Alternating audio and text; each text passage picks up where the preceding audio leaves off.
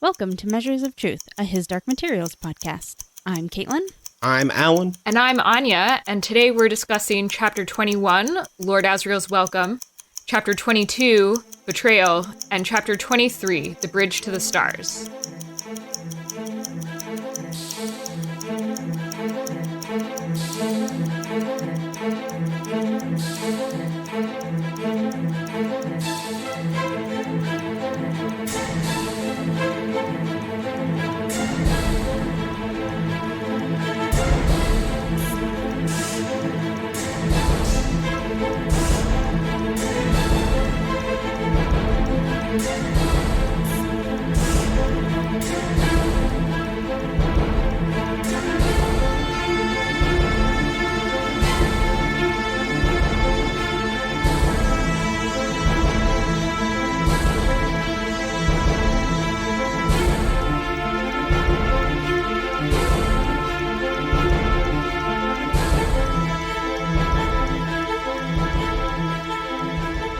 Starting with Chapter 21, we have Lyra and Roger get a bear-shaped ride to where Lord Asriel is being kept. When they arrive, Lord Asriel is very disturbed to see Lyra and basically just tells her to go away until he also sees Roger. And then he is polite and invites both children inside and is very welcoming. Roger and Lyra have a hot bath to warm up, and Roger mentions that he is scared of Lord Asriel and nervous about what's going to happen. Lyra offers to ask the alethiometer, but Roger doesn't want to know too much about his own future. Afterwards, Lyra and Lord Asriel have a conversation. Lyra tells him all that's happened and that she knows he is her father. She asks him what dust is, and he says it is what makes the alethiometer work. He goes on to explain how it was discovered and how the church wanted to bury it but couldn't, and so decided that it was original sin. This gave Mrs. Coulter an opportunity to get power and money and influence by saying she would take charge of researching it and the correlation between a demon settling at puberty and that being the same time that dust starts to be attracted to a person. Lord Asriel also mentions that the General Oblation Board missed that when you separate a person from their demon, a large amount of energy is expelled. Lyra then asks him what he is after. Asriel wants to open the door to the other world because it is where dust comes from. He wants to find the source, but needs a strong burst of energy in order to open the doorway. Asriel also says he wants to find the source of dust and destroy it. In Chapter 22, Lyra is awoken from her sleep by Lord Asriel's servant and told that Asriel has taken all his equipment and Roger on a sled and gone off. Lyra puts two and two together from the last chapter and realizes that Asriel is going to separate Roger and his demon to get the energy to open the doorway. Lyra immediately calls for Yorick, who is asleep outside, and they and some other bears chase after Lord Asriel. Along the way, they're attacked by witches and a zeppelin carrying Mrs. Coulter and her lackeys. The other bears stay to fight, and Lyra, Pan, and Yorick continue chasing after Asriel. Eventually, they come across a chasm with a bridge of compacted snow, so Lyra can get across, but Yorick cannot. The bridge collapses behind her. And then in Chapter 23, Lyra reaches where Asriel and Roger are. There's a struggle, but Asriel succeeds in separating Roger and his demon and opening the doorway between worlds. Roger dies from the shock of it. Mrs. Coulter shows up, and Asriel tries to convince her to forget the church and come with him. He says he is going to find the source of dust and stifle it, and she should come work with him. Mrs. Coulter ultimately says no. Asriel goes up into the other world, and Mrs. Coulter leaves.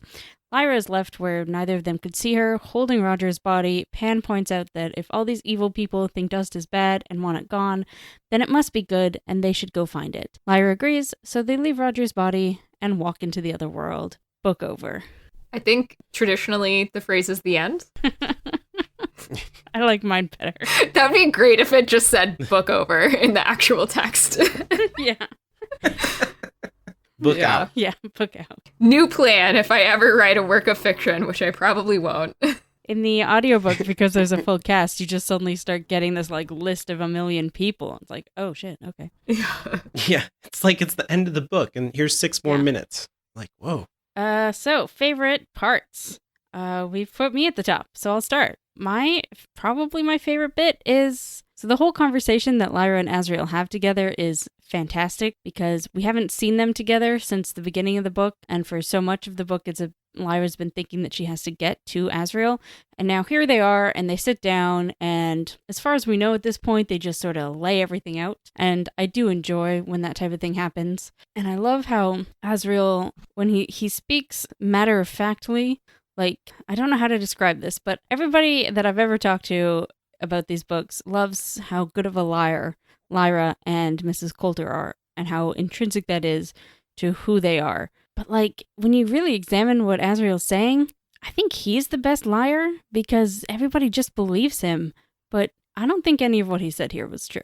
I completely agree with you. And that's actually something that I wanted to discuss, especially in light of the question that I brought up before. I think it was last episode, maybe the one before, about what Serafina Pekkala said about them wanting the same thing. Yeah. And how, like, in this chapter, it's definitely at least presented textually like they do kind of want the same thing. But I get the impression that he was completely just lying to try and get Mrs. Coulter to come with him. I don't think he really wants to destroy dust. I think he just wanted to get to the other world. Yeah. So my favorite line in their whole conversation was, "Somewhere out there is the origin of all the dust, all the death, the sin, the misery, the destructiveness in the world. Human beings can't see anything without wanting to destroy it, Lyra. That's original sin, and I'm going to destroy it. Death is going to die." So I love that he says human beings can't see anything without wanting to destroy it, and then right away says, "and I'm going to destroy it." And then he has this really impassioned speech about it, but then, like, directly after this whole "I'm going to change the world, watch me," he goes and murders a child. So... The greater good. Yeah. So I really love all that interesting character stuff that we get from Azrael.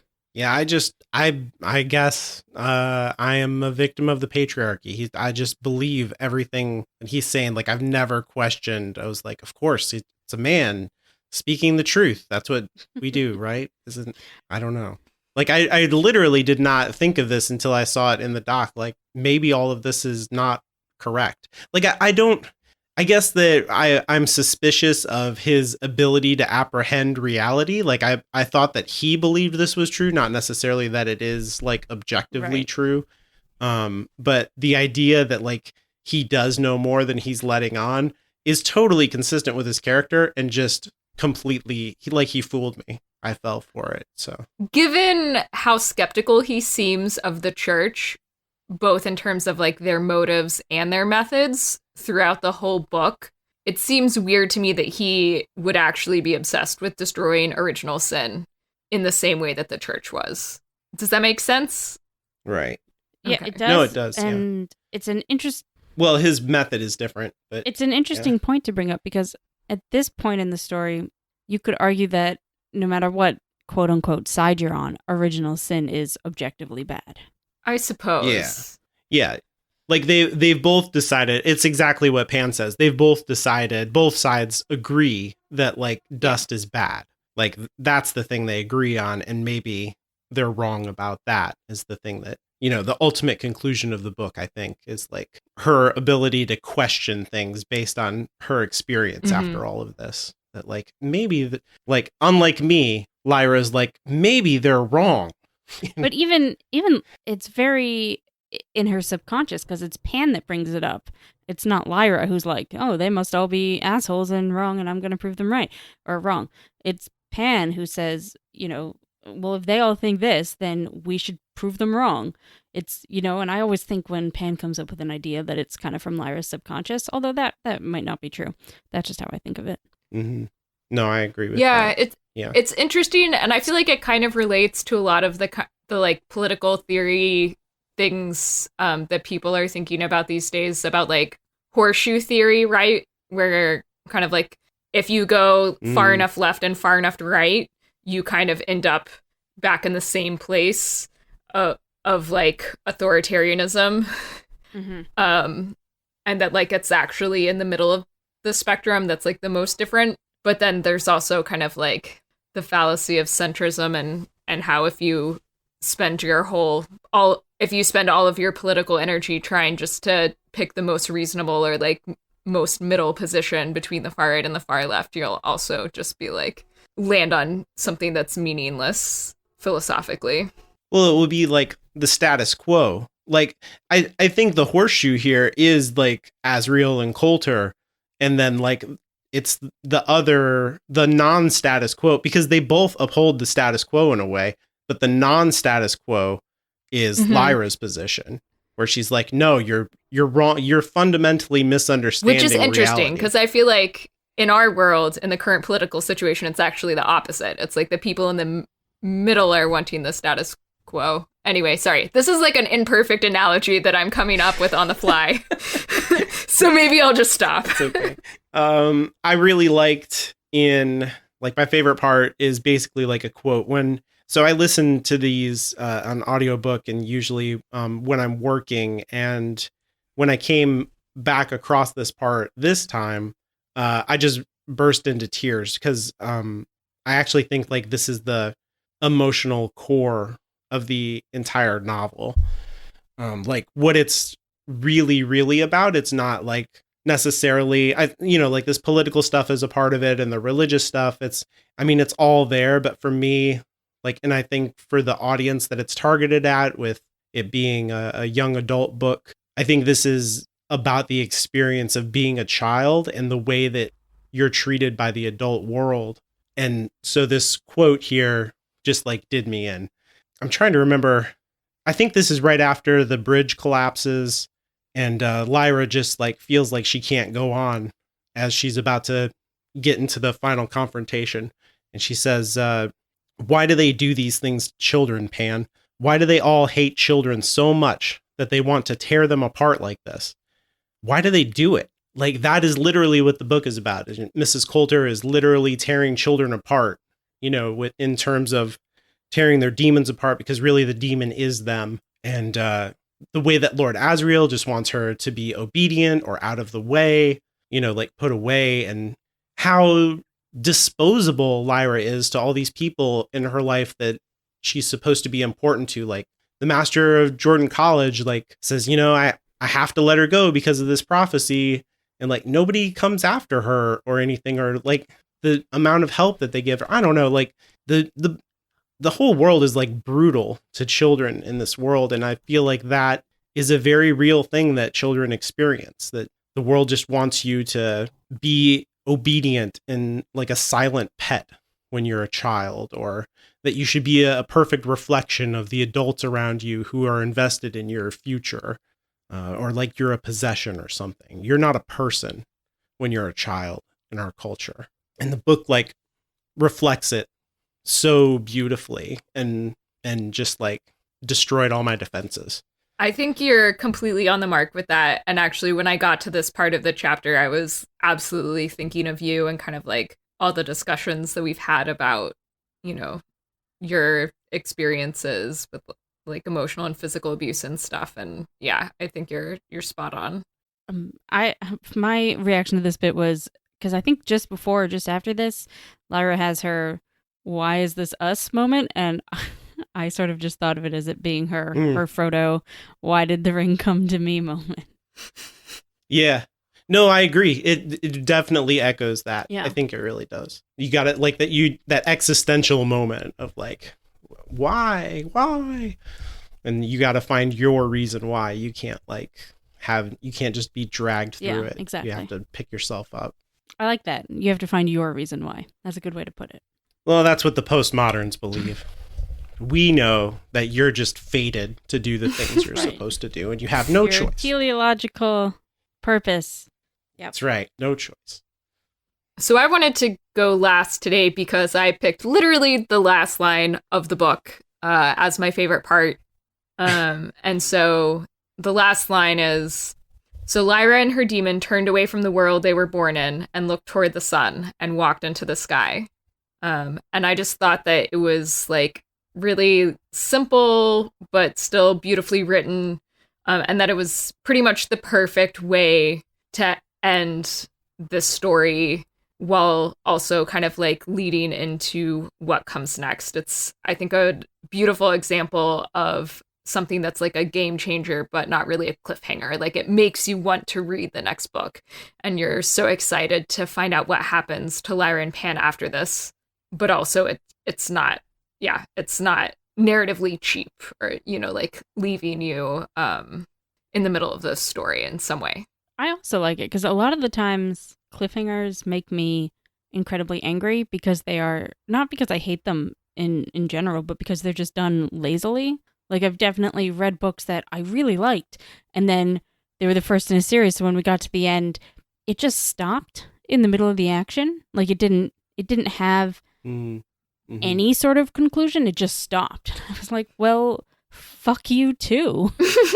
Like, what? I don't, even if it is a series, you still have to come to a, if not plot, an emotional conclusion. You still have to write a full book. Yeah. Like, if this had stopped when they were shooting at the bears and she's like getting to the bridge and all that stuff, exactly. and then it was like, and then who knows? You'd be like, Or what? Like, that almost would be literally super where cheap. the movie stopped. Right. Yeah. Wait, really? When did the movie stop? I don't even remember. So it's kind of switched around because they do the bears and then they go to Bolvanger. Oh. And then as she's like on her way to see Asriel again, it stops. Right. Yeah. So we don't even get anything about like the final fate of Roger because they didn't want to end on this note, right? Like, this is dark. This ending is dark. And they were like, no bummer ending. They filmed it because it was in the trailer, but the studio wouldn't let them end on it. Cheap. Yeah, that worked out for them. Good job. I'm sure all those people got promotions. They were like, we're definitely going to put this in the sequel. That's definitely going to get made because this movie's going to be super successful. I honestly think at that point the studio was just like, we're not going to do anymore. But even if they had, how would they have put this into the beginning of the like, this is so an ending, like, how would they have made that happen? It but honestly, the mind. They like missed out on exactly what Anya is pointing out here is like the tremendous amount of energy that you get by like, everybody walking through this portal into the sunlight and you don't know exactly what's going to happen, but it's extremely exciting. And like when people left the film, if they didn't read the book or whatever, they would be like, okay, I guess there's more that's going to happen, but like, I don't care, as opposed to this ending where you're like, oh my God, I just got punched in the gut. And now like, it seems like something extremely cool is happening. What happens? I got to go buy the next book. It like is the perfect kind of energy to end the story on. And they missed out on that. They missed out on a lot. So yeah. Yeah. The good news is I know when the TV series finished filming, to sort of mark the end of filming, they tweeted out that last line. So yes. So I think that they have done it right. Oh, they better. Yeah. I have way more confidence in them. The amount of more confidence I have is not expressible by a number that is understood by human beings. It's equivalent to the number of universes in the multiverse. Yeah, exactly. More than infinity. So I kind of, before we move on, I just kind of want to go back to what you said about this being like a really dark way to end a story. And like, do you think it works as a kid's book to end in like child murder and Lyra's best friend getting killed? Ugh. I do. I think people have a skewed idea of what kids' books are. Yeah, exactly. Yeah. Like what's appropriate for kids and like the idea. So like part of what this book is like that idea of like children are like a thing that is not a person, and there's like this whole cultural idea that you have to like protect kids from reality somehow. Like people don't die and everything turns out great. Like that's not really a healthy thing to teach a person that like, if you just try hard, you'll always make it and nothing bad ever happens and like fundamentally changes your life. And you never have to cope with anything really. Like if you just keep trying, it's all going to work out. Like you're not doing anybody a favor by telling them that story over and over again. And I don't know, this story is more realistic about the way that, you come to the conclusion about the way you see the world, I think, like through experience and through disappointment and tenacity. And I kind of think bringing that particular question up is the theme of the whole series, really. Yeah. Because, like, you could argue that cutting the demons away was like taking it very far, obviously, but protecting a child's innocence. And that's not what children want. Mm-hmm. And it isn't good for them. Yeah, that's a really good point that I hadn't thought about. On a completely like flip side response to that question, just if children's books in the 90s, well, they were going through a big change because that's when this series and Harry Potter came out. Mm-hmm. Which just I don't think people who have not worked in any arm of publishing really understand that Harry Potter completely changed publishing. Like, completely changed it. Like, they split the New York Times list into different categories because Harry Potter would not get off of it. And they were like, this isn't fair for the grown-ups. Yeah, exactly. Like, it, and that's just like one thing that it changed. So children's books pre, whenever the first Harry Potter came, well, pre Harry Potter getting famous, and afterwards, completely different things. And if you think about what was popular, at least as far as I know, before Harry Potter, there'd be like Roald Dahl, Sure, and Diana Wynne Jones, all English people. Almost every children's book I read as a kid was written by an English person, and they did not sugarcoat a single damn thing. If anything, they were all about torturing children, which is why, the Philosopher's Stone, why Harry Potter's family treating him the way he does comes across as kind of funny. Right. Living under the stairs, yeah, and all that stuff. Yeah. Because that is so Roald Dahl. That is... Mm-hmm. That is straight out of a Roald Dahl book. Yeah, and it wasn't until Matilda just getting shit on by everybody. James and the Giant Peach, when James goes to live with his aunts and they treat him like a slave. Like, that's what Harry Potter, that's where it came from, that English children book tradition. So this book is, I mean, it's very different than that, but it is like English children's books never treated children or never coddled them. Mm-hmm. You know? So maybe it was always clear to give them a happy ending, but they would never start off happy. Yeah. That goes all the way back to like Alice in Wonderland and stuff, which is like also very messed up. Yeah, that's a good point. So yeah, anyways, I think we did sort of touch on to like the theme of the series there, that children can do these things and that they should do these things and that growing up is normal. Despite what grown-ups want for you. Yeah. It's literally what that book's about, I think. I think it's about the whole series too, not just this book. It's a theme that continues on. But shall we move on to problematic bits? That was my transition. It was super smooth. So there's so when I first in episode 0 talked about like the way that I read this book the first time was like I was trying to teach myself how to write, and this book was like too good for that. Like it's not helpful. And so I ran into that here at the end in a bunch of ways, honestly. But one of them that really stuck out to me was at one point, Lord Asriel like grabs a Bible and starts to read from the book of Genesis. And of course, if you're going to read the Bible, unless he's reading it in Hebrew, which would be super confusing, you're dealing with a translation. And like he reads the King James version of the Bible, basically. I mean, there's some extra stuff in there about demons, which of course isn't in our version of the Bible. But like, so immediately in my head, I'm like, well, it can't be the King James version of the Bible because that doesn't jive with their history. But then I immediately ask myself a question when I notice a detail like this of like, well, how would you do it then if you were writing this? And there's really no choice. Like he has to go with the King James version of the Bible, I think. But doing that is like, it compromises the world in a tiny way that doesn't matter to almost anybody.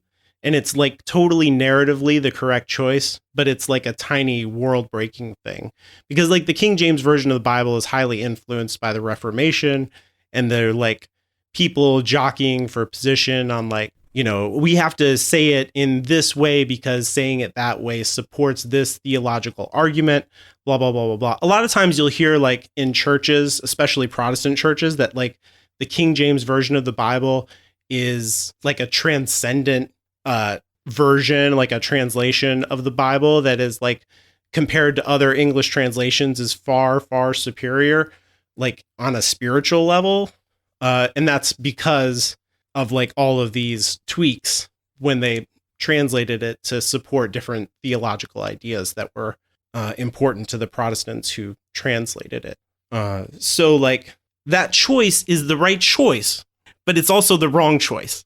So I understand why it breaks the world, but I don't quite understand why you're saying it was the right choice also. Like, is it just because that's like the version that people are most familiar with hearing, and so it like evokes that like innate cultural response in us?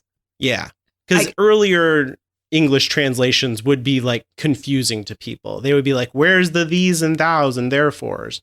And like people know these verses of the Bible, you know, the Genesis story, they know those. And so to not use them would be a big mistake. I see. And you wouldn't want to go with the like masculine man Bible or like teeny girl relationship Bible or all the like horrible branded Bibles that they sell in modern Christiana whatevers. I love those different versions of like Bible chicken soup for the soul version or something like you know, the babysitter's Bible or something. Yeah. Yeah, because the older English translations would just have different word choices, and it would immediately kind of kick you out of the story and be like, wait a minute. And it would be like narratively, it would keep that world kind of sealed to its own history, but it would kick the reader out, and that's the wrong thing. And this choice kicks me out, but I'm the minority, you know, group in this that's like, wait a minute. I guess I'm the minority on the other end of things, because he could have completely made something up here and I'd have bought it. Right? You wouldn't know. I am 90% certain I've never touched a Bible. What? Yeah? Not even in like a hotel room? I was actually just thinking about that, maybe in a hotel room when I was a kid and we went on like road trips. But that's it.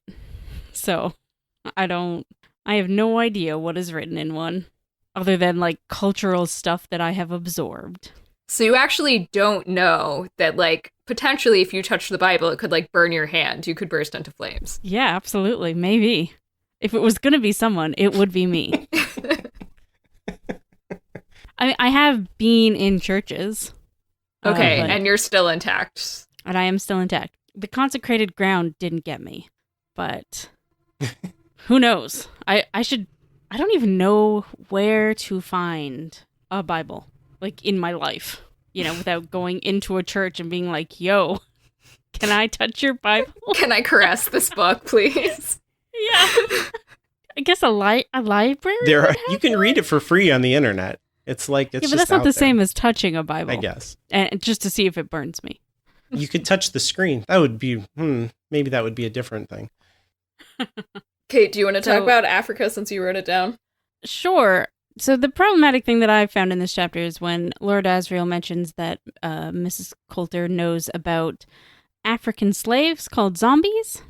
And it is, we've brought this up before about how when we had the bug, clockwork, demon, doohickey. Spybot is what I call it. Spybot, sure. About how it was just magic from Africa and how that's just the laziest, stupid, like, very colonialist writing. You know, it's some of that stuff that we don't understand that's going on over there. Yeah. And it's just bad. It's just bad. And I kind of wanted to bring this up previously when we talked about it, but we were kind of running long, which is that, like, colonialist voodoo bullshit, you know, like, deepest, darkest, mysterious, whatever. But also, it treats Africa as, like, a single unit. Yeah. When it is, like, definitely not. And you hear this all the time from white people. Well, they'll be like, Japan and France and Africa. And actually, I think we did this in this podcast. So I'm calling us out right now for that. When we were talking about it before? Yeah. I had meant to bring that up as a problem, but I think I just got so wrapped up in other things that I didn't. So I'm glad you brought it up now and called us out on that. Yes. Yeah. And it's like Africa's a whole continent. It has like hundreds, if not thousands, of different peoples and cultures who are as different from each other as, you know, and genetically they are literally more different from each other than like a French person and a Japanese person, because everybody who descended from groups who migrated out of Africa came from like a very small population genetic bottleneck compared to everyone. Like most of humanity's genetic diversity is all contained within the African continent. Right. Despite the fact that people from outside the continent tend to view them as a single unit, which they absolutely are not. I think there's actually a website, it's like www.africaisnotacountry.com, that's just dedicated to documenting that phenomenon of like people not knowing what the fuck Africa is. And like people just like don't do that as much, obviously, with like Europe or Asia or And you know, like, obviously the racist bullshit is a big ass deal, obviously. But also it's just bad, lazy writing, and I would have expected more from Philip Pullman. Like less racism and better writing. Yeah. And this is not done, this stuff here, right? I can't remember. But I seem to have a memory of like zombie stuff we're not done with this. Oh, done. Yeah, no, we're not done with that. Yeah. Absolutely. No, we're not done so with it's good to talk about it now. And like, so we can talk about it more later and be like, we recognize that this is not good. Yo, it's going to get worse. Yeah. I mean, that's a question. Is it going to get worse? I mean, it definitely gets worse, but it's like evil people doing it. Mm-hmm. So I don't know if he's making it so that evil. Well, we'll talk about it when we get there. Sorry. But I agree with everything you guys said, obviously. And then the last thing that I wanted to bring up, which I know we've been like harping on this the whole time, but I think Alan was the one who looked this up, and that apparently John Fa is like a real historical person who's actually Roma. Oh. Yeah. When I was making the show notes for the episode where we talked about gypsies, I was just looking stuff up, and he's called Johnny Fa, the king of the gypsies. He was like a Scottish Roma guy, and I put links to it in the show notes. I'll include it with this episode too if people are interested in looking it up, but it just makes that link between the name of the people group and the Roma people like very clear. Like he's very clearly doing that. Yeah, and honestly it like completely changes the way that I feel about it, because I think on a surface level when you read the book you can see it as like an analog, like they're just nomadic but not actually Romani, and then or Roma. Mm-hmm. It's both. And then but then like knowing that he specifically chose that name, it's like, oh no, he's like actually like writing Roma people, and that's so problematic. Yeah. Do not like. I wanted to bring up, we had a listener on Twitter, Kelly at Glazebrook Girl, talking to us about this, and I'm going to assume it was Alan who linked all these things. Oh, yeah. This will show you how far behind we are on our, like, the gap in recording and, yeah. Yeah, not to part the curtain, but anyways, she was asking about if we'd read any opinions from actual Roma people about any of this, and Alan did find and link a couple of articles, and we should link that in our show notes too, in case people are interested in learning about what their perspective is on just it wasn't too specific if I remember correctly, but there was can you TLDR it for us? Oh, there wasn't much. I found like one article basically that was like from a fantasy author, and she rounded up a lot of authors in one sentence, including Pullman, and basically said like, these people treat us like a plot device. They're sympathetic to us, but we are our culture. We are not people distinct of our, like, the culture is not a facet of their personality. They are the culture. Like John Fa is, his Romaness. That is what he is. And so she was saying that is not good enough, basically. Mm-hmm. Yeah. And I think it also, like, so to specifically write a story where like the Roma feature prominently and that specifically they're having their children taken from them is kind of problematic. Like it works on one level because like if you step back, it makes sense that like if they were going to steal children, they would steal them from a group that like wasn't well respected and that didn't trust the police and that the police didn't care about. But also there's like an actual history of Roma people having their children taken by the state, like across Europe. And so I'll see if I don't have anything like on hand right now, but I'll see if I can find some links to stuff where like, yeah, like basically the relationship between Roma people and like whatever the equivalent of like child protective services is not good, because they just like go in and take people's children based on like, you know, preconceived notions of what is or isn't good parenting that are like completely culturally biased against them. Mhm. I feel bad that it took us this long to like actually come around to the right perspective, or what I think is the right perspective, but better late than never. And if anybody else has read any articles on Roma characters in being included in fantasy from a Roma perspective, or knows of any podcasts or anything like that, please recommend us. Recommend to us. Don't, you know what I'm saying. Yes. I think Anya just summed that up pretty good, that better late than never, I guess. And shall we move on to a science? I have a science thing to say this time. I'm so excited. Again, with better late than never. I'm doing like a pom-pom motion, but nobody, this is a podcast, so no one Oh, can me see too. Me too, actually. Okay, great. We're like pom-pomming synchronously, but separately. International pom-pom routine. Oh, and if we were a podcast that did cute episode names, that might actually be it.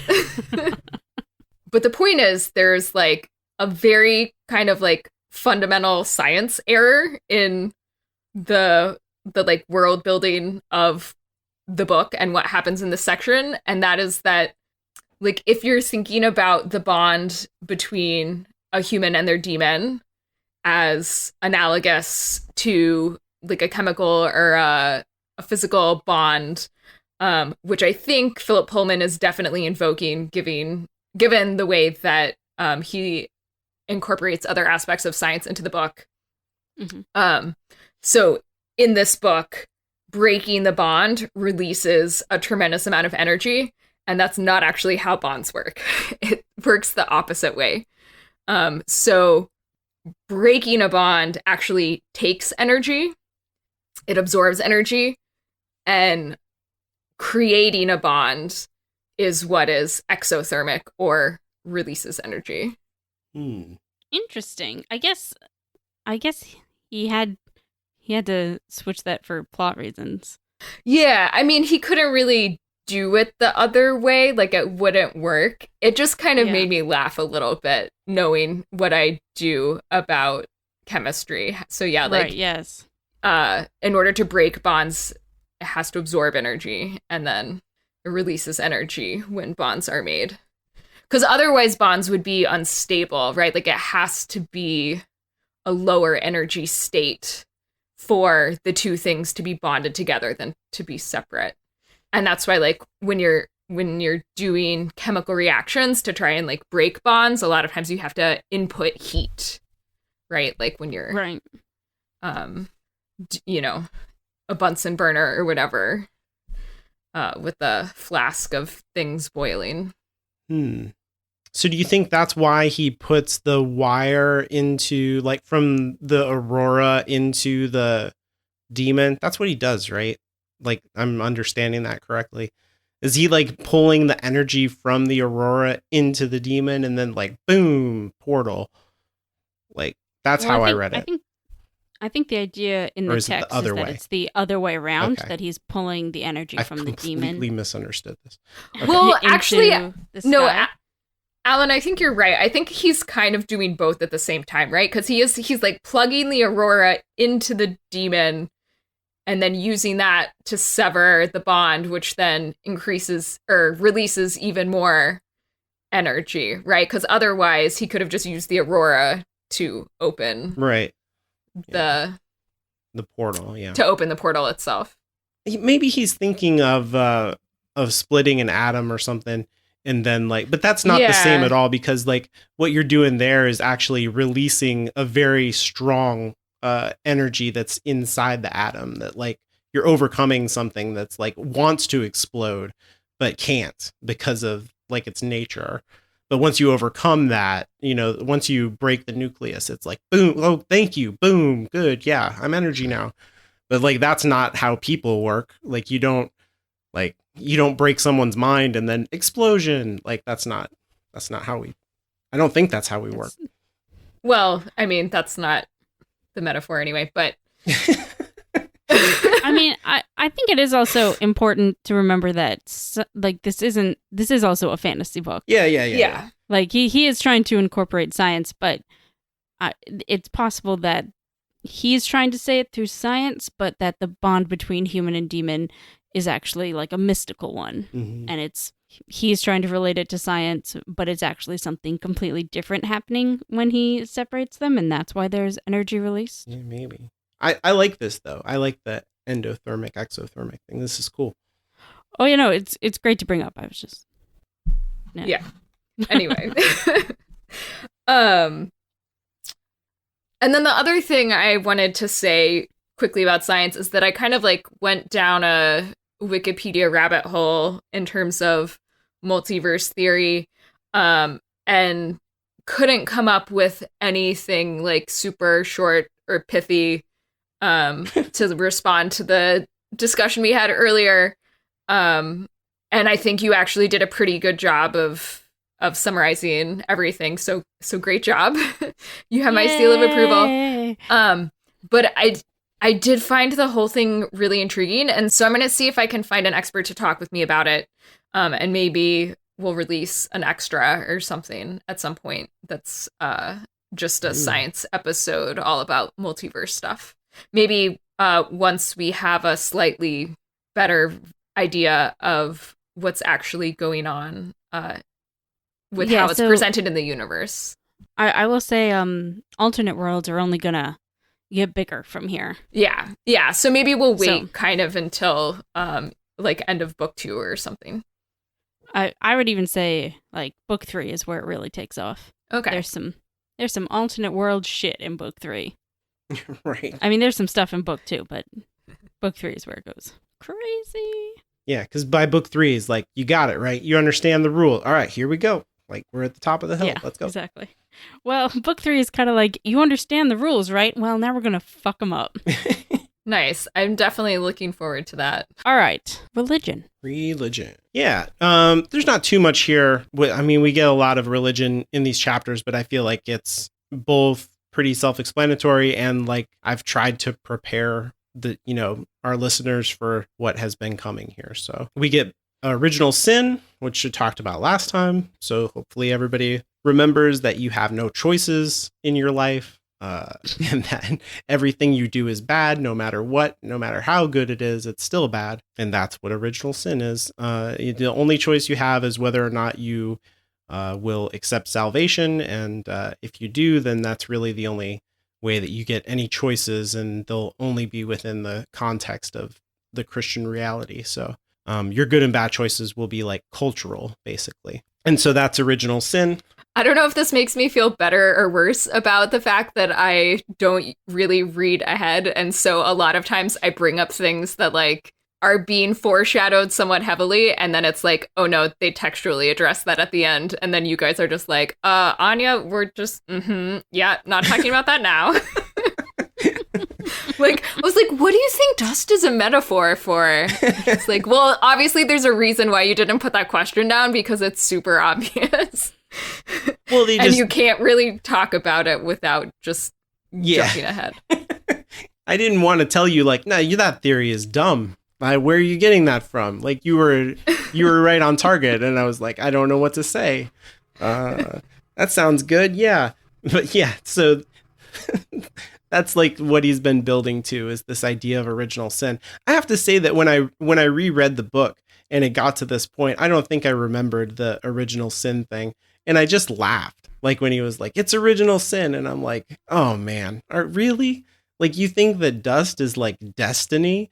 Like it's just weird. Like all of you people are like, everything is destiny with you.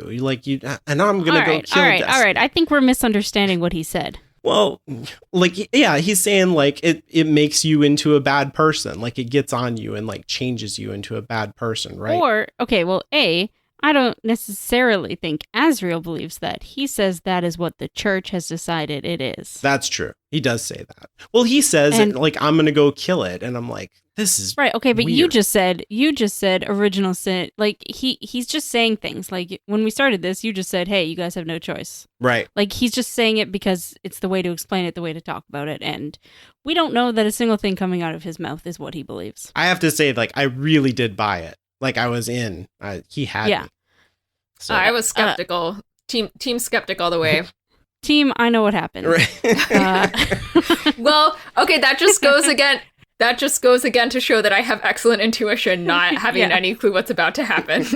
So, but even putting aside that I know what happens, like in a couple chapters ago, when Lyra was talking to Lee, and he brought up that maybe Asriel was lying about Grumman, Right. Yeah. and then like everybody just forgot about that. No, that's That maybe Oh my Asriel god. is lying his shit off. I don't know what that sentence was, but because he just wants to get what he wants. Yeah. You're completely right. No, that's the way you do it. That's the way you write. I think the same thing's going on here with Asriel in general, because we get him at the beginning of the book and we're like, whoa, this guy is like, he wants to break a kid's arm. He's very rude to her. He's cold. And then we don't get him for the rest of the book. And he becomes this kind of like abstraction to Lyra, and she builds him up into this person that he really isn't. But we spend so much time with that idea that when we meet him again, we are just as like, or at least I am, just as shocked and disappointed by his behavior in these final chapters as Lyra is, which is like that's the way to do it. That's the journey. And I also just want to mention that, like, I don't think that they are saying that dust is original sin. I think they are saying, and this is just a personal interpretation, so much is never, even when you finish the books, so much is never like completely laid out about dust that you can interpret it different ways. Yeah. I don't think he's saying that dust is original sin. I always thought they were saying humans have original sin, so dust is attracted to them. Or dust is attracted to them, so it causes them to have... No, that doesn't work, because then why would they cut the demons away and with the dust? I don't know what it is.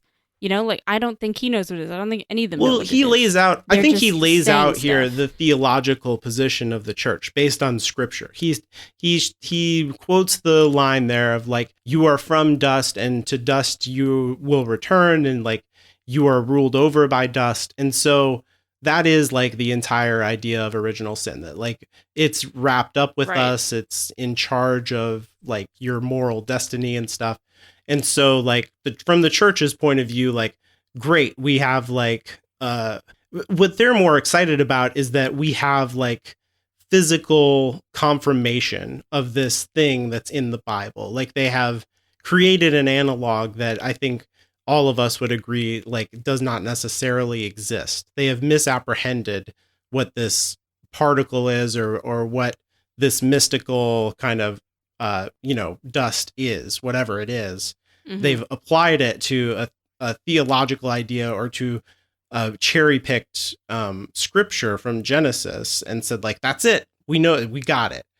Because they're more interested in certainty and in reinforcing their ideas than they are in like discovering the truth based on like experience and evidence.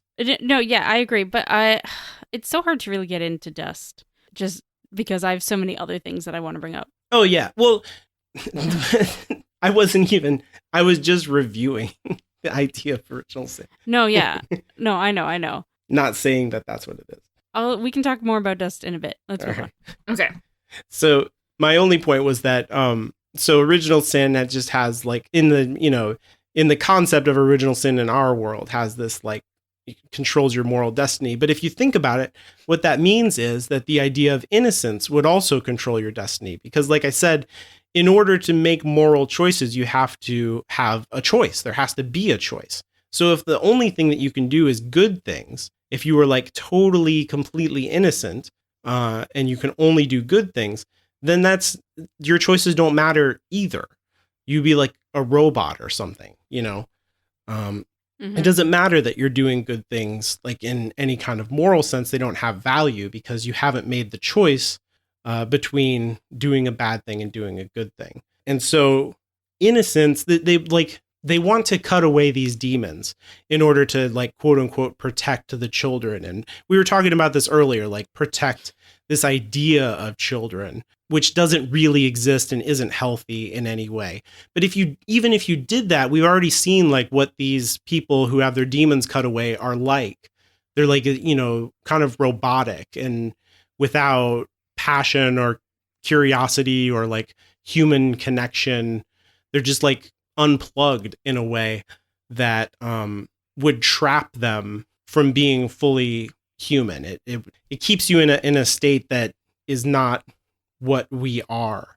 And that would be like, if Adam and Eve had stayed in Eden forever, like, would they really be people? Like, it would be great on a certain level, but they wouldn't even understand how great it is.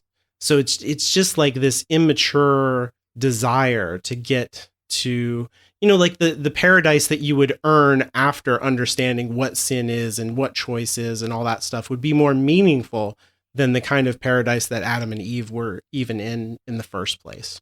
And I think the book like bears that out. Like, I think the book is aware of that idea and is saying like innocence is not better than original sin. Like, the conclusion that Lyra comes to at the end of the book based on her experiences is more valuable than being told by Jordan college professors what's right and wrong, or being told by anybody else what's right and wrong, or being forced to make choices. That's like coming to her own choice based on everything that's happened to her is like the reward for all of everything she's done. So that's innocence in original sin. That's what I saw here. And the other small thing that I saw is the story of Abraham and Isaac. Have you guys heard this story before? Is that the one where God asks him to sacrifice his kid and he is about to, and then God is like, JK, I didn't mean it. It was a test. Yes. But because you were willing to kill your kid, you passed it. Yeah, that's a story. Jeez, that's fucked. Well, that's a story that is often used to be like, see how fucked Abrahamic religion is, in exactly the kind of sardonic way that Anya's saying. But the reaction that you immediately had to it is like pretty typical when you read it in the Bible, because it's like he literally tells Abraham, and we say Abrahamic faith. Abraham is the root of this idea of having. He's the first person in the Bible after humanity has gone on for a while that God speaks to and says, like, this is who I am, this is my nature. And Abraham believes in him, believes in one God instead of, an idea of like the God of the sun or the earth or a mountain or something. It's just like one God. Right. Yeah. And then basically, like, he tells Abraham, he says, you're such a good person that I want to like make a deal with you that I will make your life fabulous, and I will make your descendants more numerous than like the stars in the sky, if you like believe in me and learn from me and pass your teachings on to all of your children. And Abraham's like, great, sounds good. And then like he lives his life, he like tells everybody about it. Abraham's like a really good guy, he's honest with everybody, he's like a stand-up person, and everybody's like, cool, yeah, your religion sounds awesome. He says, yeah, and I'm going to pass it on to all of my descendants. There'll be more of them than the stars in the sky. And then he's like, he's like in his 20s when he says that. And then he's into his 30s, no kids, 40s, no kids, 50s, no kids, 60s, 70s, 80s. And finally he has one kid with his, him and his wife are like 80 something, 90 something. And so it's a miracle. Like, clearly the child came from God, but it seems like not what the deal was. More than the stars in the sky. And by that time, Abraham's become like a joke to people. They're like, oh, he'll tell you about how many kids he's going to have. They're like, look at this old codger. He believes there's only one God. Who believes that? What an idiot. And then when he's just a little kid, as his son Isaac, God talks to Abraham again and says, I want you to take him up on the mountain and tie him up and put him on this rock. And then I want you to kill him. As a sacrifice to me, like a human sacrifice. And Abraham lets Isaac know that that's what's going to happen. And they go up there and he ties him up. And then at the last minute, an angel stops him and a ram comes out of the bushes and he says, use the ram instead. Like, you've proven yourself. And then the descendants of his son Isaac are the people who become the Hebrews and the Jewish people and all of that. For the rest of the Bible, and eventually Jesus, if you're Christian. And so, like, this is an important moment in terms of Abraham proving himself. And people, that's very messed up. What I think they don't understand about that story is that the context that it was in for the people who heard it at the time, and like the Hebrew people who were telling that story were telling that story to each other during a time when their nation had been shattered by invaders, and the Akkadians, the Assyrians, the Babylonians, all of whom practiced human sacrifice, and who, through their imperial expansion, part of the reason for the imperial expansion was because you didn't want to be human sacrificing your people. You'd want to be invading new territories, taking those people and sacrificing them to your gods for the prosperity of the empire. And not doing that to your own people makes you very unpopular with your people. And it gives a good reason for the people in your empire to expand. And so the Hebrew people were the people that got expanded upon. And so to them, to hear a story about a God who, when it comes to the moment of human sacrifice, says, no, stop. I value human life. I understand that this is your child. I will not take this from you. I'm a God of justice and love, and I control everything in the universe, and I don't ask this of you. That would be a story that would be restorative to the Hebrew people that were experiencing the sacrifice of their children, mothers, sisters, aunts, brothers, fathers, grandfathers, to the gods of, the people around them who hated them. I see. So, like, in the original context that the story was told, the key contrast was between, like, being sacrificed and not being sacrificed, as opposed to the way that, like, modern readers tend to interpret it is basically, like, God tricking him and pulling a gotcha. Yeah.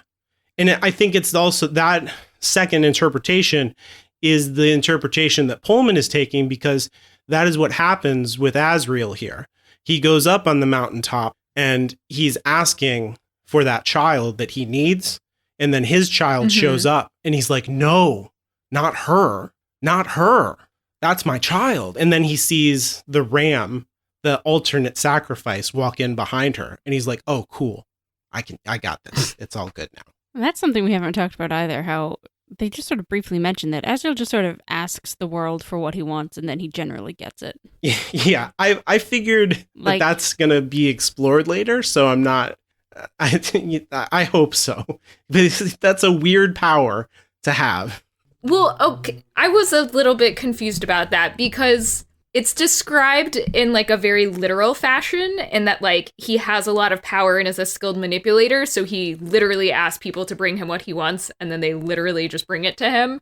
Yeah. But the delivering Lyra or delivering a child to sacrifice is on a very different level, and that did leave me a bit confused. It's like prayer, right? Or something. It's supernatural, it seems. I will say it's possible that the people in that world see the two very different things as the same thing. Mm-hmm, mm-hmm. But as a reader, you would be like, no, that doesn't make sense. And so it's just interesting that that Azrael put out into the world, I need a kid, and a kid showed up. Right. I also, maybe this is a good point to bring up another question that I had, which is that, so the book textually says that Mrs. Coulter wants the thing that Lyra is bringing to Lord Asriel. And it's done in the context of us thinking that it's referring to the alethiometer and Lyra thinking that it's referring to the alethiometer. And then only at the end do we find out that, like, oh no, she wasn't bringing the alethiometer to Lord Asriel. She was bringing Roger. But does Mrs. Coulter want Roger? Like, what does... Mrs. Coulter wants Lyra. Yeah, I think she wants to stop Asriel, so she wants the thing that he wants, in order to make sure that he doesn't do his thing. Like, it's just a blocking motion. It's not that she wants it for It's not that, I mean, she already had Roger in a way, because right. Yeah, that's what I'm saying. Like it strikes me as one of those situations where it's like you're like kind of lying to the reader, and it's okay as long as everything still makes sense when you go back and know what the real answer is. And I'm not sure if it makes like 100% of sense looking back. Do you happen to have the line? I don't remember exactly what you're talking about. Was it a line from Lyra's perspective? Was it Lyra thinking that? Was it the alethiometer? I think the alethiometer said it. Oh, yeah. Okay, I found it. Okay. The play of symbols, once she had discovered the pattern of it, was dismaying. It says she's heard about us flying this way, and she's got a transport zeppelin that's armed with machine guns. And they're flying to Svalbard right now. She don't know yet about Jofur Ragnarsson being beaten, of course, but she will soon, because some witches will tell her, and they'll learn it from the cliff gasks. Okay, I'm skipping ahead. As soon as she can, she's going to where Lord Asriel's kept prisoner, and she's intending to have him killed, because it's becoming clear now. Something I never understood before, Yorick. It's why she wants to kill Lord Asriel. Oh, it's because she knows what he's going to do and she fears it. She wants to do it herself and gain control before he does. And now it's telling me something else. She bent over the instrument, concentrating furiously as the needle darted this way and that. It moved almost too fast to follow. Roger, looking over her shoulder, couldn't even see it stop.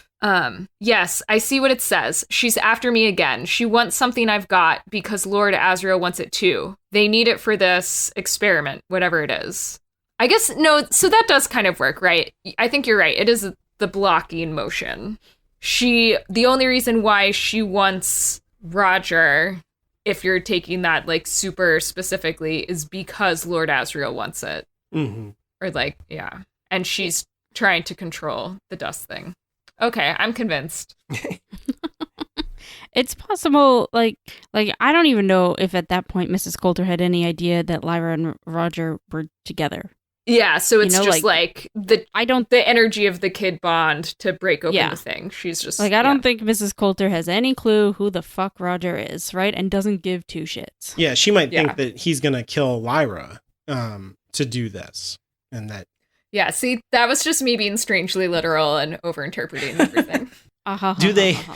Do they care about the exact same MacGuffin? It's like, she's basically like Asriel's antagonist, and so she's just trying to block that motion, but it doesn't work.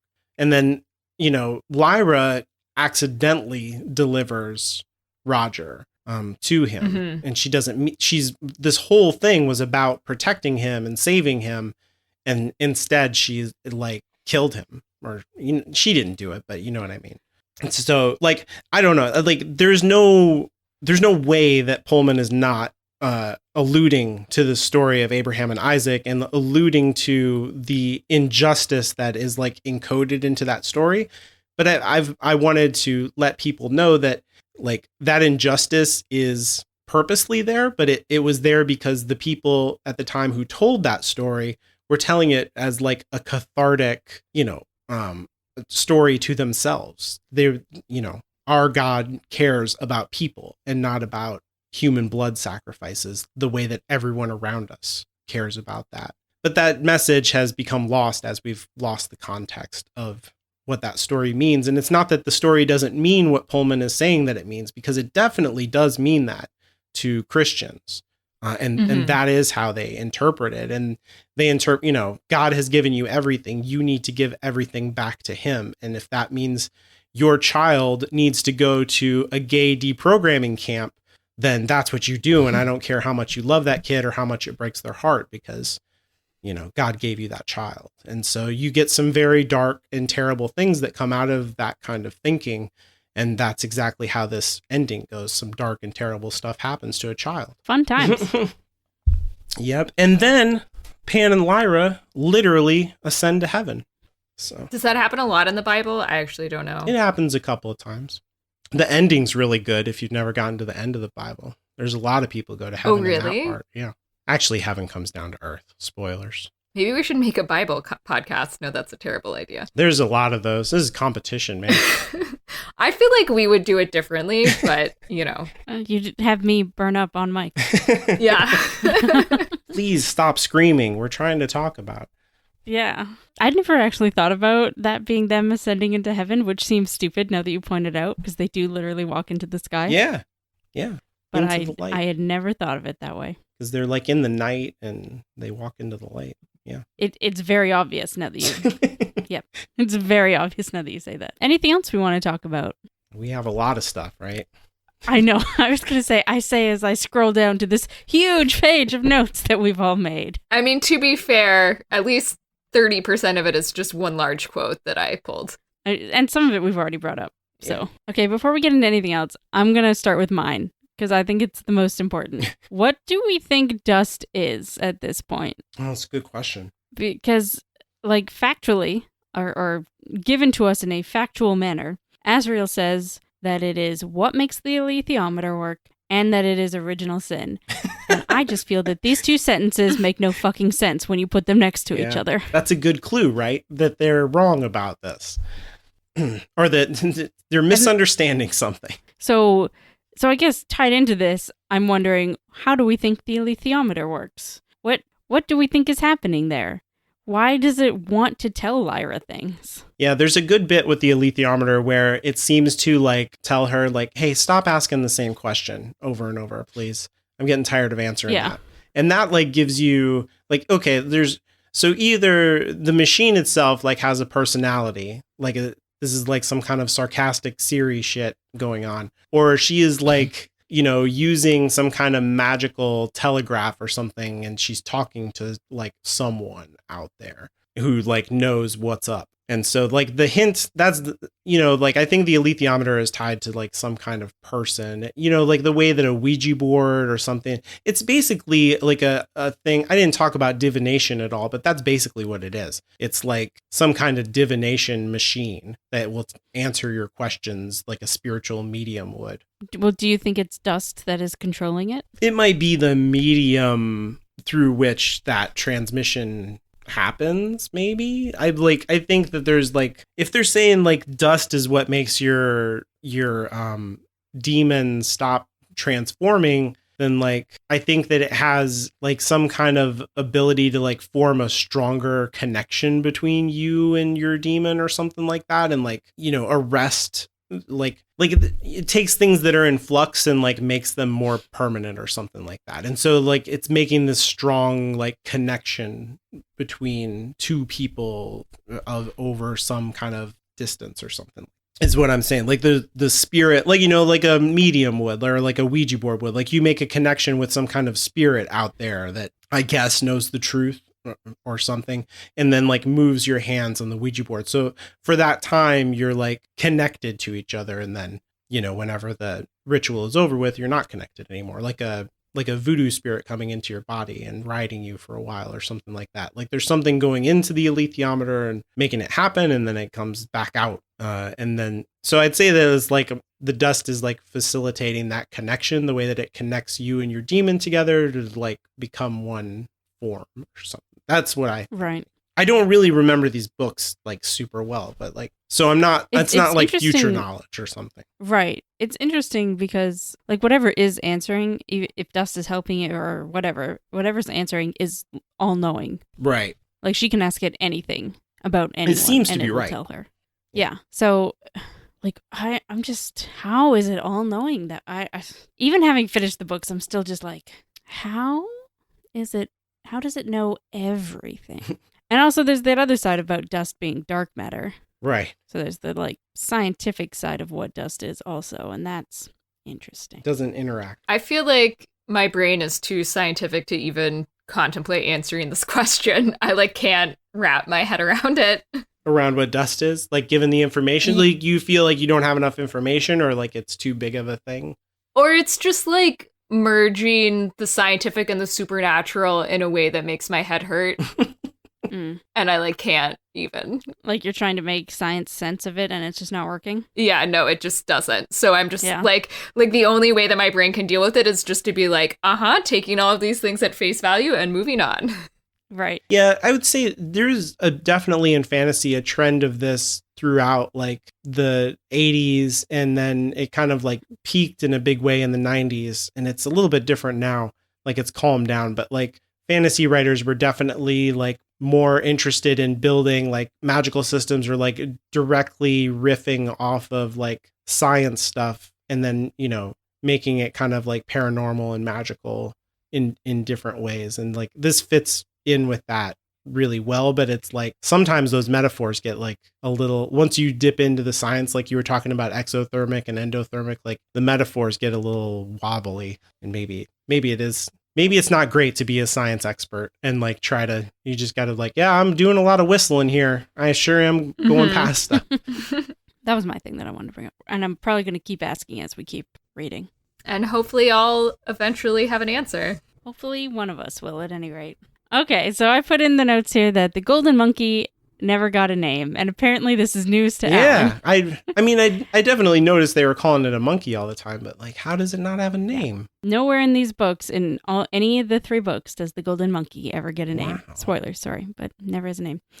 There is either the stage production or a radio play or something gave the monkey a name, but they didn't consult Philip Pullman about that, and he's just kind of like, about it. So I think canonically, the monkey does not have a name. Wow. What do you think that means? Like, well, I think the monkey is creepier. Yeah. Without a name. He's just the golden monkey. But like, it's not that I think that demon does not have a name, although that would be really interesting, because if it doesn't have a name, then that means its parents' demons didn't name it, which is what Philip Pullman says happens there. I wonder what happens with like orphans, if their father's not around and their mother dies in childbirth or whatever. I guess whoever's there would name the demon, or like whoever is there, their demon would name the demon. Would name it, yeah. Yeah. Yeah. So it's possible nobody ever gave the golden monkey a demon, but we never find out. We get nothing. Huh. Yeah, I'll have to watch for that. I didn't, never even noticed that. I have to say that like the demon names kind of slide off of me because it's like, it's a little bit like the Harry Potter spells. It's like, a demon name comes up, it's like Greekity Greek, or like Latiny Latin. I'm like, yeah, that's the name. Right, because Ratter was really well, it's a good point. Counterpoint, true. But that was just something I wanted to bring up, that the golden monkey never got a name in this book, and I presume it's because it keeps him kind of creepy and mysterious. Yeah, no, definitely. Yeah, that monkey is scary, man. Like, the way that the difference between those two, where she will be like icy and controlled, and then the monkey is just being wild and can't control itself. We don't have anywhere in here, speaking of all that, of the demon sex moment. Oh, yeah. I mean, they weren't having sex. Well, like, it was weird though, right? They're like, the demons are like tangled up together and there's some weird violence, but not. And the submission and dominance of the humans is kind of like being weirdly mirrored in the submission and the dominance of the demons for the most part. Mm-hmm. Does that answer your question a bit about demons and what they do during sex? At least, you can imagine. Yes. Maybe I don't want to imagine.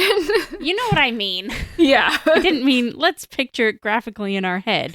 Yeah. I meant you at least get the idea. Well, and in the same way that demons are like metaphorical extensions of our soul, it's like a metaphorical extension of sex. Yeah. Yeah, it was weird. Exactly. It made that whole scene weirder than it already was.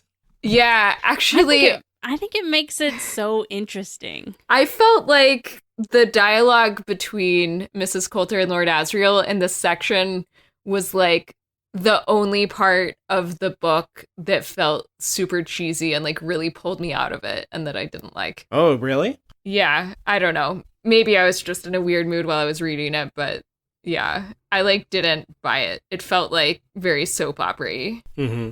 I found that part to be like maybe something that would be really familiar to like modern kids who have been through like their parents getting a divorce, and like just like the passionate way your parents can crash into each other in front of you sometimes, where you're just like a spectator to their drama.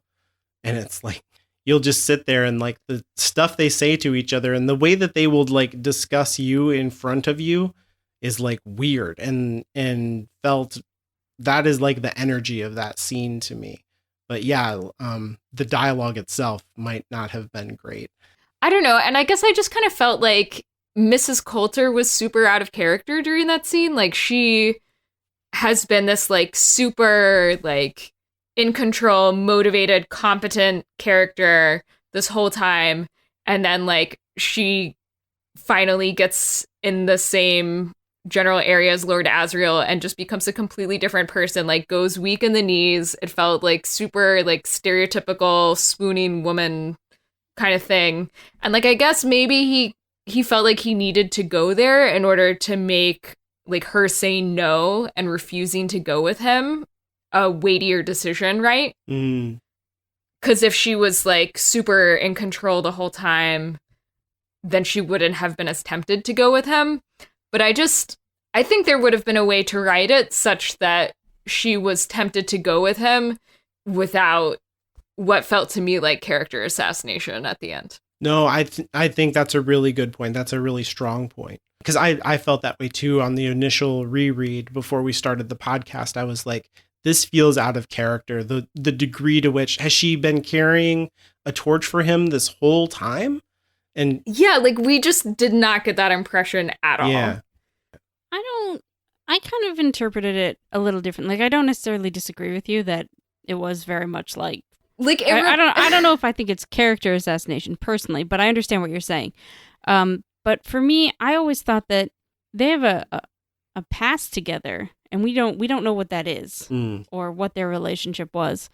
But I would presume that Lord Asriel is one of the few people that Mrs. Coulter is not able to manipulate.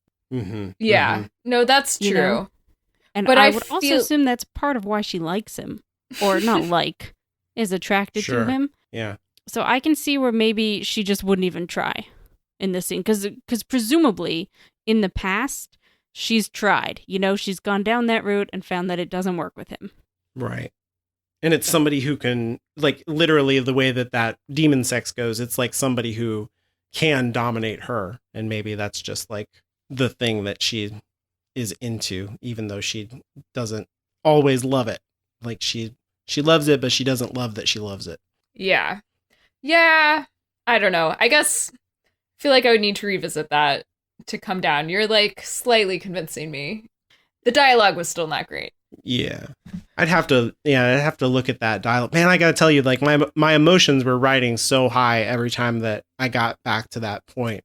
I was just like, the melodrama was, like, the right pitch for me, but I can see how it, you know, like, if you're not in that place, it's, you know, melodrama just doesn't work. Yeah. And I've always thought that the two of them were very drawn to one another, even if they don't necessarily work well together. Mm-hmm. You know, so it's possible that when they're together, it's just like, it's too much. Right. You know what I mean? Like, they can't work together because who's in charge of this thing? Yeah. And I don't know, sometimes I guess with certain people, maybe you just want to put the bullshit aside and have a conversation. But that doesn't sound like Mrs. Coulter, though, so. Or Asriel, for that matter. Yeah, true. You know, God, it's such a good thing Lyra wasn't actually raised by either of them. Yeah. The thing you just said about Mrs. Coulter and how she probably can't manipulate him was one of the things I wanted to talk about with Lyra, that she's never able to, like, every other point in the book, she's able to lie to somebody and it works. Like, every single time it works. In the book, but not with Asriel at the beginning. When she tries to lie to him, he catches her and he's like, yeah, well, I know that you're full of shit because of XYZ. And she's like, "Rrr." And here at the end, Sorry, they're English? You mean XYZ? Oh, I refuse to say that letter. I can't do that. I'm too American to I refuse to say it your way, so. But she tries to tell him the truth here at the end, and even that doesn't work. Like, she can't get him to, you know, she can't manipulate him into doing what she wants. Like, she can't win against him. And I think this is actually really important for her final decision and, like, the place that she comes to, like, emotionally and intellectually, because otherwise it's all been about, like, getting, like, achieving her goal every time that she's lied to people or told them the truth if she absolutely has to. And with Asriel, it's not about that anymore because she can't win. And so she does, you know, she comes to the conclusion that she comes to, and she tries to save Roger, because it's the right thing to do according to her own conscience and according to like the way that she's come to see the world there at the end. It's not because of like, I need to win this situation or something. I also think, like everything else in the book, Lyra said, I'm going to do this thing. And then she does it. Like, I'm going to rescue my dad. And she does that. I'm going to rescue the kids from Bolvanger. And she does that. I'm going to go north. And she does that. And then, but one of the things that she said early was, I'm going to rescue Roger. And she super doesn't do it. She fails. Yeah. It's important. Yeah. It's super important. And I just not a spoiler, but I've heard a lot of criticism on, because Lyra changes a lot between this book and the next book. I mean, she's also not the main character in the next book, but she's very different in the next book. And a lot of people criticize that, but I just think it makes so much sense because she just had this big failure, like the one thing more than anything else that she wanted to do, and she failed to do it to a disaster degree, so much so that she thinks she was responsible for her friend's death. Yeah. It's like the goal of the book is to save Roger, and she completely fails. Yeah. Yeah. And that's huge. It's one of those things that, like, when going back to reading this from a writing craft perspective, I kept thinking this on the reread of like, this is not good craft, that every time she tells a lie, it doesn't make the situation more complicated or like, cause like a left-hand turn in the plot. It just goes exactly according to her plan. And you shouldn't write like that. Like, that's not the way that any writing teacher would tell you to write.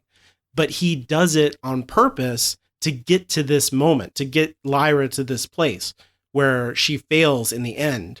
And that is like the whole point of everything that has happened before this. And that's really important because it's not that cookie cutter children's story where everything turns out okay in the end. It's real life. It's postmodern ethics. It's, the world that we actually live in, where things don't turn out the way you want them to. And like the story of her, of like the specific plot line of her lies isn't over yet. Mm-hmm. So even if they've worked out so well for her in this book, that doesn't necessarily mean that's where it's going. Mm-hmm. And it shouldn't, right? But for this book, I think it's the perfect choice. And it makes it so fun to read. Yeah. And it's like this great escape and this fantasy of like, I wish that I was her. I was so smart as her. She can get out of any situation. But then at the end, it's like, ugh. And it's not, and it's not like a moral lesson of like, this happened because you lied.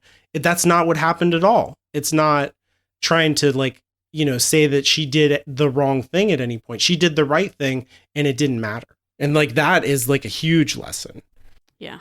Should I go on my thing next? Yeah, man. Yes, it's really hard for me not to talk about future stuff. So let's just move on. Okay.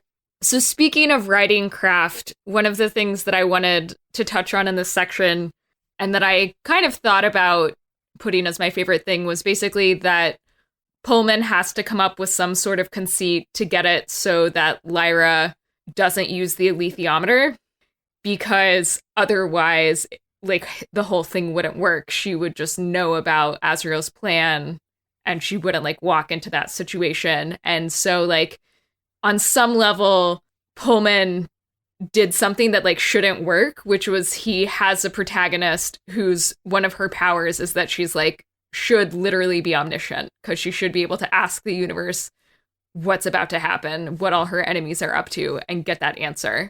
And so he had to come up with some sort of plausible reason for her not to consult the alethiometer. And we kind of talked about this earlier when she misinterprets the alethiometer and what it's telling her, I think, like with the spybot stuff. Mm-hmm. And so this is kind of like another way to accomplish the same thing. And so what Pullman does is he gets Roger to basically convince Lyra not to. He like appeals to her emotional side, talking about how, how like ever since the Gobblers came to Oxford, everything's been bad. Right now, things are really nice. They have like a warm towel. They just took a bath, and then he says, there's been terrible things we've seen, ain't there? And more coming, more than likely. So I think I'd rather not know what's in the future. I'll stick to the present. Yeah, Lyra said wearily. There's times that I feel like that too. So although she held the alethiometer in her hands for a little longer, it was only for comfort. She didn't turn the wheels, and the swinging of the needle passed her by. Pantalaimon watched it in silence. And I just thought that it was like kind of a tricky thing that he pulled off pretty well. It's interesting that you say that she should be omniscient, because we were just talking about how we don't know what's answering through the alethiometer. So it's possible that, like we've seen in the past, that it wants her to pay attention to certain things, like when it tells her, stop asking me that, do this instead. Mm-hmm. So whatever's answering has a motivation. Right, yeah. Yeah. Right? So it's possible that even had she asked, like it's possible that whatever is answering her on the other side of the alethiometer wanted Roger to be sacrificed. Mm-hmm. Because it never warned her about it, because we've seen it warn her about things that she hasn't asked about in the past. I agree that was well done also, but I think even if she had asked, I truly think it, not that it would have lied, but it would have been cagey about it. Yeah, no, that's a fair point. But I don't know. Like, what's moving the alethiometer is very mysterious at this point, but it hasn't actually lied to her yet that we know about. And so I think it would have just given a very different tone. Yeah. And been a very different world building choice. Yeah, so I guess for the world building, still very good that he did miss it so well. Mm-hmm. Oh, and it makes that scene like very bittersweet on rereads, right? Where you're just because you know that, like, just do it. Yeah, Roger, in a way, like, I mean, not to be all victim blaming, but he like kind of started the sequence events, or like prevented a sequence of events that could have prevented his death. Mm-hmm. Yeah, it's really good. Like this whole thing is like the right choice in both ways, to like preserve the integrity of the plot, like you're saying, and then also like it's done in a way that when you come back to it, when you're like, okay, book 2's out, now I'm going to reread this one, and you get to this point, you're like, oh, Roger, why didn't you just do it? It's also, yeah, it's his sort of mini monologue here about not wanting to think too far into the future. It's just like a nice final line, I guess, because it is the last thing he says other than screaming Lyra's name a couple times. Right. So it's just a nice way for his character to end. Poor Roger. I keep wondering if we're going to get more of him in the show, because there's a part where like their thing like crashes and he goes on like a mini adventure with Lee and stuff. The first episode is called Roger. Oh, there you go. Yeah. So I assume we'll get enough that we care about him. Yeah. We're paying this kid. We might as well use him. Yeah, if you're going to go to all the trouble to find a child actor who can act, you might as well let him do that. Yeah, that's a really good point, though, that writing craft there is delicate, and he does a good job like preserving the alethiometer and what it does. And yeah, it's good. So we talked about Narnia a little bit at the beginning. We haven't really been talking about it too much, but this whole thing with at the end here, and the link between the demons and puberty just brings to mind this part of Narnian lore that, like, when you get too old in the Narnia books, you can't go to Narnia anymore. Only human children go there. And in the story, the way that Narnia, the last book, is like set up, all of the children who have gone there, even though they are too old to go to Narnia now, end up going back, except for one of them, which is the girl Susan, the oldest girl from the original book. And the reason, well, there's multiple possible reasons, but the primary reason seems to be that she's too interested in boys and in lipstick and stockings and sex. Basically, she discovered sex, and therefore, like, she views Narnia as like a fantasy that they all shared, but wasn't real in any material way. And this has become like, there's a short story by Neil Gaiman called "The Problem of Susan," and it has literally become like a topic in fantasy and the study of fantasy. The problem of Susan, this idea that like sexual maturity and all of this stuff like interferes with your ability to be a child and fantasize and like indulge in fantasy, like capital F fantasy, and was a motivating factor for Pullman to write these books. and like is explored here a little bit in the end, I think, with Lyra and part of her awakening. And like there's this whole thing here of like them taking a bath together and being a little bit weirded out about it. It's not sexual at all, but like this idea that she is growing up and she's not a child like she used to be with him.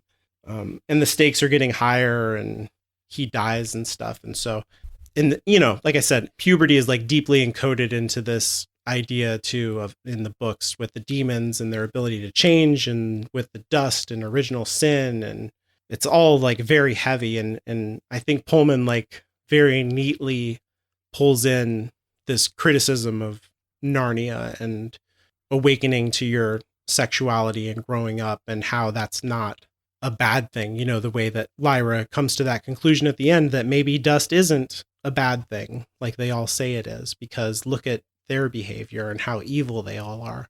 And I think that's his view of the situation that unfolds with Susan and the way that she's judged in that series. I can't say anything without either just getting like deep into Narnia discussion, which that's not what this podcast is, or talking about future stuff in this series. So yeah, just laying that out there for people. Yeah, no, I think it's a good point. Yeah, I agree. It's a really good point, and I'm glad you brought it up. And I've heard some of that criticism before, but I wasn't really thinking about it in the context of this book. So I'm glad you brought that up. Have you read all the Narnia books? Just out of curiosity? Yeah, I mean, actually, so my mom read them to me when I was a kid. I've never read them myself. And yeah, so I don't think I've read them since I was like probably 9 or 10 or something, or I don't know. I mean, like at that point, my memory is pretty hazy for time periods. I think reading them, you could totally miss this Susan thing, especially if you're a kid. But when you're a grown up and you're rereading it, you're like, whoa, that's like, what? That's weird. I read the Narnia series when I was 13-ish, and I read them myself. And I just remember thinking, Susan's going to have the shittiest life ever. Yeah. Because do we care about Narnia spoilers on our podcast? I mean, big spoilers for big spoiler, the reason why. Her parents and her siblings all die, and she's left alone. Right. In a train crash, they all die. And like, that's all I don't remember even thinking about why she wasn't on the train, or why she wasn't going with them to all these things. I didn't even care about that. I just remember thinking, she is fucked. Yeah. Like, that is the worst. Yeah. And then her brother is like, she didn't have the faith anyway. She couldn't have. Well, at that point, they were dead, so I think... I know, but it's like messed up. It's like they all went to heaven, and they're like, yeah, she couldn't get in. Big deal, Well, she couldn't get in because she didn't die. Like, I think she will join them there later. That's how I've always she's going to have a shitty life now, though, because she just lost her entire family in one go, just a couple of years after World War II ended. Yeah. Like, oh, we all made it through the Blitz and the war. Train crash. Like, fuck. Sorry, I didn't want to get into this. Sorry. No, it's okay. But you're right. He doesn't ever conclude her story. And he even said that, like, I don't know how her story ends. Like, he encouraged people, like, if you think you know the ending, like, write it. That's great. Go do that. The people who wrote him letters about it and stuff. But yeah, it's just a thing in fantasy that has animated different authors, and definitely was an influence on Pullman. Yeah, so. It's absolutely an interesting thing to talk about, especially the way that he worded it from. It was like Peter who talked about her, I think, from his perspective. Peter Edmund, one of the boys. Yeah, it would have been interesting to hear what one of the girls would have said about her, but right.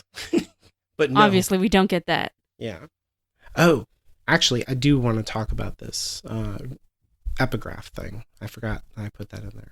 It's not the lantern slides? The what? The what? There's like a whole thing about lantern slides at the end of the book. Oh, I don't mean the end. I'm talking about the thing of like his dark materials, blah, blah, blah, blah. The God created the universe and the devil stood there. And... Oh, okay. So at the end of the chapter, it says... Lantern slides, the golden compass. Sometimes it becomes possible for an author to revisit a story and play with it, not to adapt it to another medium. It's not always a good idea for the original author to do that, nor to revise or improve it, Tempting though that is, it's too late. You should have done it before it was published, and your business is now with new books, not old ones, but simply to play. And in every narrative, there are gaps. Places where, although things happened and characters spoke and acted and lived their lives, the story says nothing about them. It was fun to visit a few of these gaps and speculate a little on what I might see there. As for why I call these little pieces lantern slides, it's because I remember the wooden boxes my grandfather used to have, blah, blah, blah. Anyway, so it's just like a collection of little paragraphs. It's like he wrote his own fan fiction. Oh, Right. Okay, neat. Yes. On the newer editions, he did do that. May I just say, as like a PSA out there, anybody who hasn't read the books, do not look at the most current cover of the third book, because it is a huge fucking spoiler. Oh my god. Oh. I don't understand why they did that. It's like literally the very end of the book. Oh, which man. is the very end of this series. And why? What a stupid choice. I don't know, but I like the noises it makes you make. I guess I can see where if you're not... No, because if you know the plot at all, you would interpret it to mean what it means. Sorry. It upsets me so much. It's really pretty, and whoever drew it, great art. But fuck. Weird marketing choice. But yeah, in those editions of the book, he's added some extra little things. It's cool that they're separate. Yeah. It's like you said, instead of putting them back in.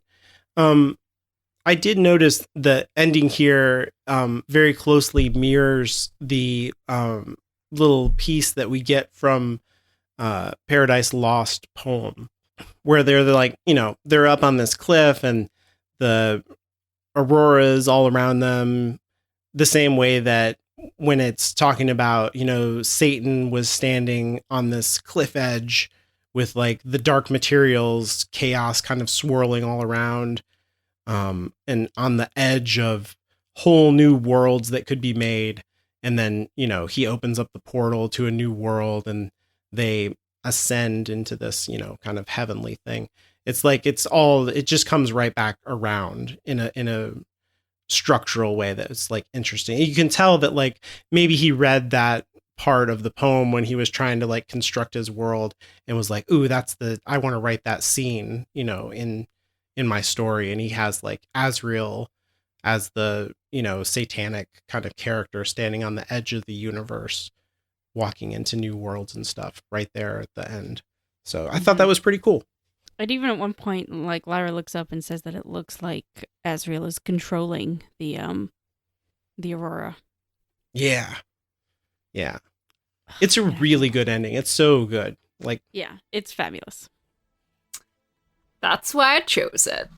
So thanks for joining us. That's all we have for today. And our next official episode is going to be about the first episode of the TV show, which is very exciting. Yay. And so we might have some bonus episodes between now and then, but we don't exactly know what those will be about or when they'll be dropping. So just keep an eye on the feed, I suppose. If you like the show, take some time to leave us a rating and a review on Apple Podcasts. I'm Anya, and you can follow me on Twitter at StrangelyLiteral. That's strangely, then Literl. I'm Caitlin, and you can follow me on Twitter at InferiorCaitlin. Follow the show on Twitter at MOTPod. Need more than 280 characters to speak your mind? Send your email to contact@hallowedgroundmedia.com. And don't forget to accidentally sacrifice your best friend for the good of the plot. Aww.